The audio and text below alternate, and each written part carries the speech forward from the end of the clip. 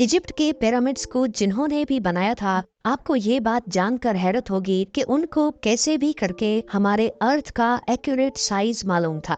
जी हाँ, आपने बिल्कुल सही सुना। ये कोई हवाई बात नहीं है, बल्कि पिरामिड की साइज को केयरफुली देखने और समझने पर मालूम पड़ता है कि इसको बनाने वाले 4500 साल या उससे भी पहले अर्थ के एक्यूरेट साइज से अच्छी तरह वाकिफ थे।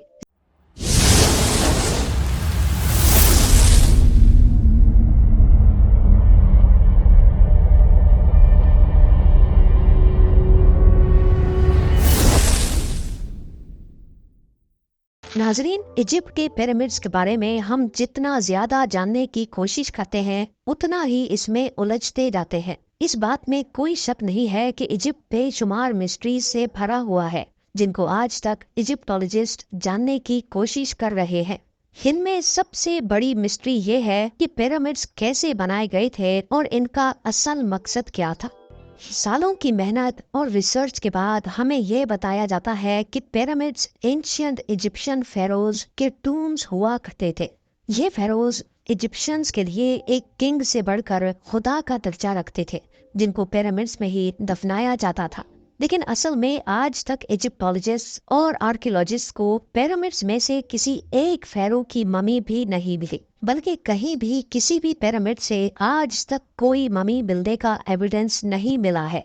हमारे पास जिस चीज का एविडेंस है वो ये है कि the great pyramid 23 lakh limestone के ब्लॉक्स की मदद से बनाया गया था। एक एक ब्लॉक करीब एक हाथी के वजन जितना भारी है। इसकी बेस तकरीबन 13 एकड़ पर फैली हुई है और इसकी हाइट 481 फीट तक। हमें यह भी देखने को मिलता है कि इन तीनों पिरामिड्स की ईस्टर्न और वेस्टर्न वॉल्स बिल्कुल सीधी नॉर्थ पोल की तरफ जाती हैं।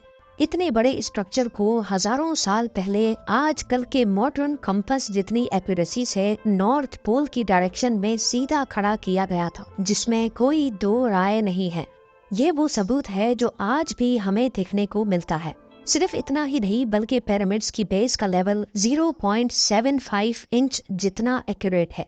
आप में से जो इंजीनियर हजरात हैं, उनको अच्छी तरह मालूम होगा कि 3 एकड़ जितने एरिया का इतना एक्यूरेट लेवल आजकल के मॉडर्न लेजर लेवलिंग सिस्टम के जरिए ही हासिल किया जा सकता है। हत्ता कि हमारे पास इस चीज का भी एविडेंस है कि पिरामिड की चारों साइड वॉल्स, जिनको 5 टन वजनी स्टोन ब्लॉक्स रखकर एक खास एंगल में खड़ा किया गया था, इन चारों की लंबाई एग्जैक्टली 230 मीटर्स है। अगर इन चारों में कोई डिफरेंस है तो वो 2 इंच से ज्यादा नहीं है। यानी ये वॉल्स एक दूसरे के मुकाबले में 99.98% एक्यूरेट हैं। बात अभी तक यहाँ खत्म नहीं हुई। जिन लोगों ने भी द ग्रेट पिरामिड बनाया था, उनको हजारों साल पहले भी अर्थ की साइज का अच्छी तरह इल्म था। जी हाँ, ये पॉइंट गौर से सुनिएगा। जैसा कि आपको मालूम है कि सर्दियों में दिन छोटे और रातें बड़ी हो जाती हैं, इसका बिल्कुल ही उलट गर्मियों में पाया जाता है, जिसमें रातें छोटी तो दिन बड़े हो जाते हैं। लेकिन साल में सिर्फ 2 दिन ऐसे होते हैं जिसमें रात और दिन दोनों एक जितने ही होते हैं। एक होता है 21 मार्च और दूसरा दिन होता है 22 सितंबर। इन दोनों दिनों में सूरज इक्वेटर के बिल्कुल सेंटर में होता है, जैसा कि आप इस फोटो में भी देख सकते हैं।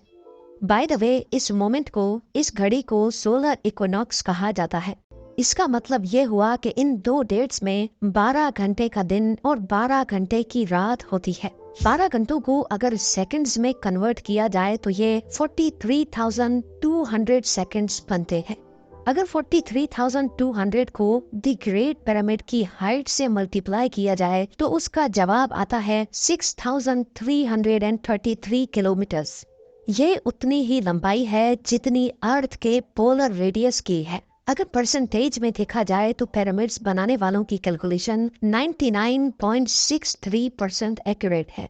अब आप सोच रहे होंगे कि ये कोई कोइंसिडेंस है, कोई इत्तेफाक है। लेकिन पिरामिड की बेस का पेरीमीटर, जो कि 0.921 किलोमीटर्स है, उसको अगर 43,200 से मल्टीप्लाई किया जाए तो जवाब आता है 39,804 किलोमीटर्स। आपको ये बात जानकर हैरत होगी कि ये सर्कमफ्रेंस ऑफ अर्थ, यानी अर्थ के पूरे एक गोल चक्कर के मुकाबले में 99.34% एक्यूरेट है। कोइंसिडेंस तो सिर्फ एक मर्तबा होता है, लेकिन 99% से भी ज्यादा एक्यूरेट रिजल्ट, वो भी 2 मर्तबा आना, हमें एक गहरी सोच में डाल देता है। कई लोगों का अभी भी मानना है कि ये महज सिर्फ एक इत्तेफाक है, लेकिन जैसा कि अभी हमने जाना कि 43,200 जिसका ताल्लुक सोलर इक्विनॉक्स से है, ये एक और जगह पर भी अपना सबूत दे रहा है। नॉर्मली देखने पर पिरामिड्स की 4 साइड्स नजर आती है, लेकिन असल में ये 4 नहीं बल्कि 8 है। जी हाँ, ये 8 साइड्स सिर्फ सोलर इक्विनॉक्स वाले दिन ही ऊपर से देखने पर नजर आती है। ये डिस्कवरी पहली बार 1940 में एक ब्रिटिश एयरफोर्स पायलट ने की थी, जब वो पिरामिड्स के ऊपर से गुजर रहा था। अब सवाल ये खड़ा होता है कि हजारों साल पहले पिरामिड्स बनाने वालों को अर्थ का पोलर रेडियस और इक्वेटर का सर्कमफ्रेंस मालूम पड़ा, तो आखिर कैसे? इजिप्ट के पिरामिड्स हमारी सोच से भी ज्यादा कॉम्प्लिकेटेड हैं। ये तमाम फैक्ट्स जानकर यकीन करना मुश्किल हो जाता है कि इनको 4,500 साल पहले एक कदीम दौर में बनाया गया था। क्या उनके पास कोई जादुई ताकत थी, या फिर वाकई किसी और मखलूक ने इनकी मदद की थी, या फिर इनको इजिप्शियंस ने बनाया ही नहीं था? Graham Hancock fingerprints of the God के ऑथर हैं। इन्होंने पिरामिड्स को ओरायन कॉन्स्टेलेशन के 3 स्टार्स के साथ लिंक करने की थ्योरी दी थी।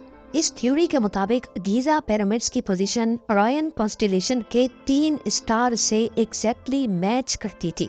लेकिन मसला ये है कि ओरायन कॉन्स्टेलेशन के ये स्टार्स पिरामिड्स की पोजीशन से ना आज मैच करते हैं और ना ही 4,500 साल पहले एंशियंट इजिप्शियंस के दौर में मैच किया करते थे, बल्कि ये 13,500 साल पहले एग्जैक्टली पिरामिड्स की पोजीशन से मैच करते थे। इस एस्ट्रोनॉमिकल एविडेंस से तो ये जाहिर होता है कि पिरामिड्स 11,400 BC में इन स्टार से मैच करके बनाए गए थे। लेकिन उस वक्त एंशियंट इजिप्शियन सिविलाइजेशन के होने का कोई एविडेंस नहीं मिलता। अगर आपको लगता है कि ये एस्ट्रोनॉमिकल एविडेंस कमजोर है, तो फिर इस फिजिकल एविडेंस के बारे में क्या ख्याल है? बॉस्टन यूनिवर्सिटी से ताल्लुक रखने वाले प्रोफेसर रॉबर्ट स्कूच का कहना है कि गीजा प्लेटो, जो आज एक ड्राई जगह है, ये फेरोज के टाइम में भी ऐसी ही ड्राई होती थी। लेकिन लाइमस्टोन से बने 240 फीट बड़े इस स्फिंक्स पर ये इरोजन सिर्फ हवा और रेत की वजह से नहीं, बल्कि इसमें पानी का बहुत बड़ा किरदार है। ये इरोजन सिर्फ तब मुमकिन हो सकती है जब पानी यहाँ से स्पीड में गुजरा हो। इस किस्म की इरोजन हमें कई और पहाड़ों पर भी देखने को मिलती है, जो किसी दौर में तेज पानी की लपेट में हुआ करते थे। अगर स्फिंक्स भी एंशियंट इजिप्शियंस ने ही बनाया था, तो उसके बाद तो ये जगह आज तक खुश्क ही रही है। क्या कहीं इस दौर से पहले तो यहाँ पानी नहीं था? साइंस के पास इस बात का एविडेंस मौजूद है कि 9,700 BC में हमारी दुनिया से आखिरी आइस एज खत्म हुई थी। ग्लेशियर्स पिघल कर पानी बन गए और समंदर का लेवल 500 फीट मजीद बढ़ गया था। इस इवेंट के दौरान अच्छा खासा पानी इस जगह से भी गुजरा था जहां आज ये स्फिंक्स मौजूद है। पिरामिड्स का अर्थ की साइज और इक्विनॉक्स के साथ कनेक्शन, इनका ट्रू नॉर्थ को फेस करना, लेजर लेवलिंग जितनी एक्यूरेसी से इसकी बेस का लेवल होना, यहाँ ममीज का ना मिलना और पिरामिड्स की वॉल का 99.98% एक्यूरेट होना, ये सब चीजें हमें इशारा देती हैं कि शायद इनको इजिप्शियंस ने नहीं बल्कि किसी ऐसी सिविलाइजेशन ने बनाया था जो पास्ट में काफी एडवांस्ड थी। ये भी हो सकता है कि इजिप्शियंस को ये पिरामिड्स बने बनाए ही मिले थे और उन्होंने इसको टेक ओवर करके अपने रिलीजन के लिए इस्तेमाल करना शुरू कर दिया। इजिप्ट में कई मकामात पर पाई जाने वाली हायरोग्लिफिक्स, जिसमें एंशिएंट इजिप्शियंस ने अपनी हिस्ट्री और रिलीजन के बारे में काफी मालूमात फराहम कर रखी हैं। अफसोस इस बात का है कि इन हायरोग्लिफिक्स में भी कहीं पिरामिड की कंस्ट्रक्शन के बारे में हमें कोई इंफॉर्मेशन नहीं बताई गई। अब इन सब में कितनी सच्चाई है? जैसे जैसे साइंस तरक्की करेगी, वैसे वैसे एक ना एक दिन सच सामने आ ही जाएगा। उम्मीद है ये वीडियो भी आप लोग भरपूर लाइक और शेयर करेंगे। आप लोगों के प्यार भरे कमेंट्स का बेहद शुक्रिया। मिलते हैं अगली शानदार वीडियो में।